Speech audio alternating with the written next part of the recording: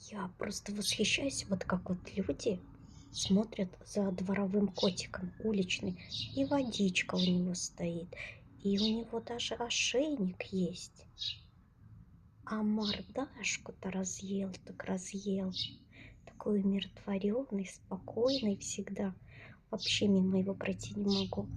Села тут напротив его на лавочке, он вообще не реагирует.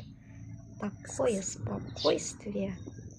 Сразу видно, что его никто никогда не обижал. Холят и лелеют. Вообще респект этим людям с этого двора, которые настолько вот смотрят за этим котиком.